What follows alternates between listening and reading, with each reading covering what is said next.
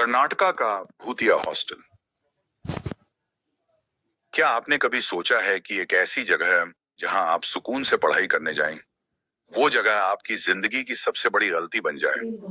Board exam का वो दबाव, वो रातें जब नींद आती नहीं, किताबें बंद नहीं होती। उस दबाव में कार्तिक ने एक फैसला किया। एक ऐसा फैसला जो उसे उस अंधेरे में ले गया जहां से वापस आना बहुत मुश्किल था। यह कोई बनाई हुई कहानी नहीं है। यह कर्नाटका के उस बदनाम हॉस्टल की सच्चाई है जिसके बारे में गूगल पर, क्वोरा पर, रेडिट पर, हर जगह लोग आज भी लिखते हैं और हर बार एक ही बात कहते हैं, जो भी वहां गया या तो पागल हो गया या गायब। साल 2016। कार्तिक एक होशियार लड़का था। साउथ इंडिया में रहता था, हॉस्टल में।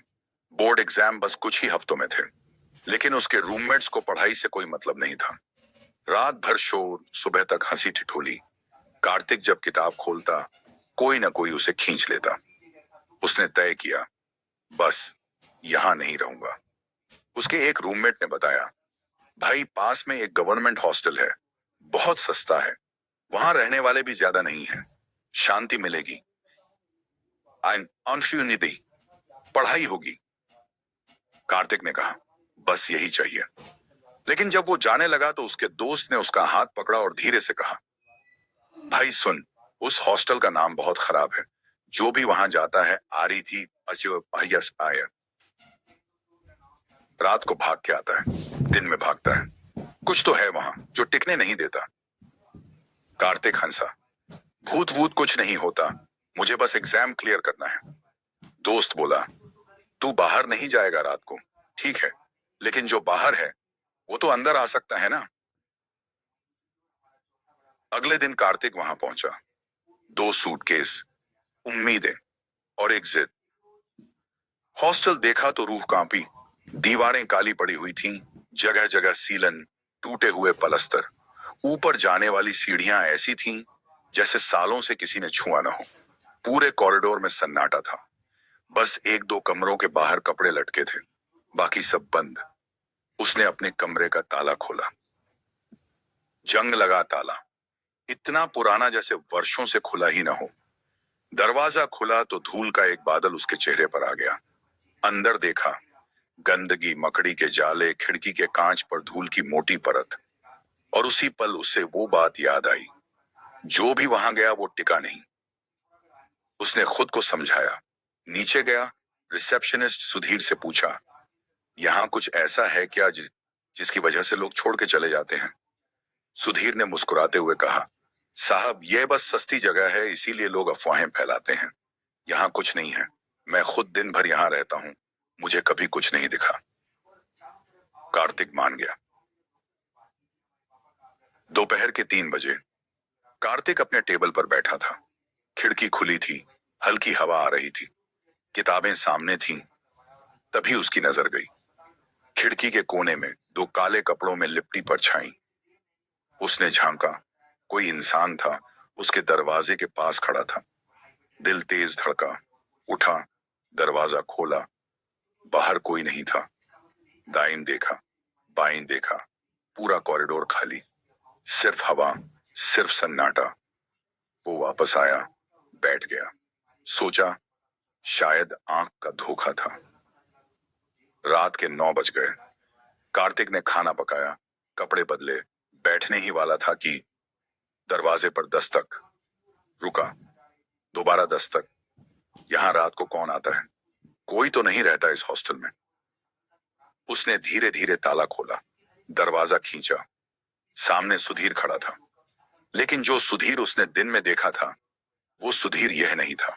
यह सुधीर कांप रहा था, हाथ कांप रहे थे, पहने जब पांव कांप रहे थे, पसीने से पूरा बदन भीगा हुआ था। साहब, मैं अंदर आ सकता हूं?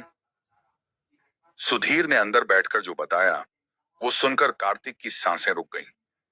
साहब, बहुत साल पहले यहाँ बहुत बच्चे रहते थे, पास के कॉलेज के। उस वक्त यहाँ एक औरत काम करती थी। पता नहीं क्या हुआ उसके और मालिक के बीच। उस औरत ने खुद को जला लिया, जिंदा।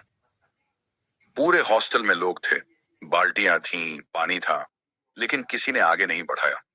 और मेरे मालिक, साहब, ऊंचाई अध्याय। वो हंस रहे थे। मैं उस वक्त गांव गया हुआ था। जब लौटा तो इसी कॉरिडोर में चल रहा था और तभी एक आवाज आई, एकदम मेरे पास से। बोली, मैं यहां किसी को जीने नहीं दूंगी।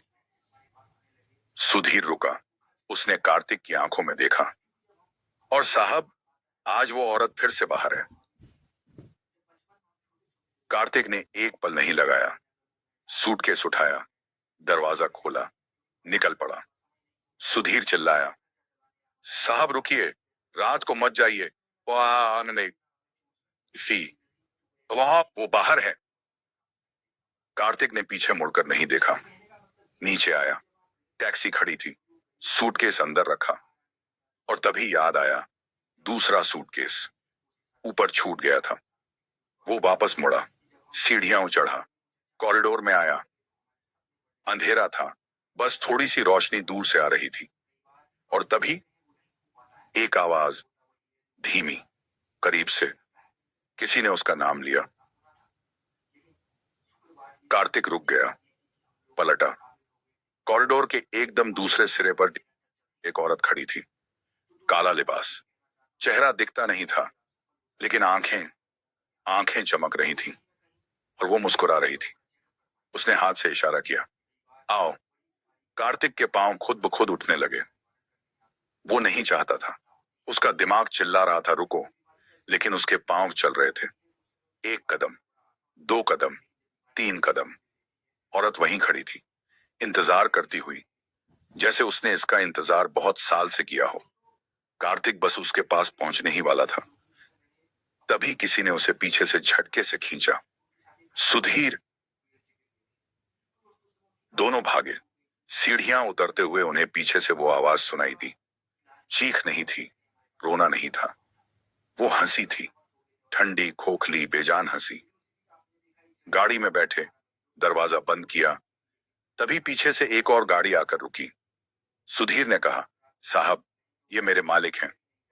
कार्तिक ने पूछा, अभी इस वक्त? मैंने खुद बुलाया है उन्हें। उस औरत की मौत उन्हीं की वजह से हुई थी। 6 बार मैंने उन्हें बचाया है उस औरत से। आज नहीं बचाऊंगा। जो उन्होंने किया था, उसका हिसाब आज वो औरत खुद लेगी। अमहिजमो। उस रात मालिक का क्या हुआ, किसी को पता नहीं चला। सुबह जब लोग आए तो हॉस्टल खाली था। रिसेप्शन पर ताला था। मालिक की गाड़ी वहीं खड़ी थी, लेकिन मालिक नहीं था। कार्तिक ने कहीं और कमरा लिया, अपने बोर्ड दिए, पास भी हुआ। लेकिन वो कहता है, उस रात जब मेरे पांव खुद ब खुद उठने लगे थे उसकी तरफ, उस एहसास को मैं आज तक नहीं भूल पाया। अगर आपको यकीन न हो, आज भी गूगल करिए, दी हॉन्टेड हॉस्टल ऑफ कर्नाटक। वहां आपको मिलेंगी और भी कहानियां, और हर कहानी का अंत एक ही है, जो गया वो पुलिस आना हमें तिब्बत वो गया, वो पूरा वापस नहीं आया।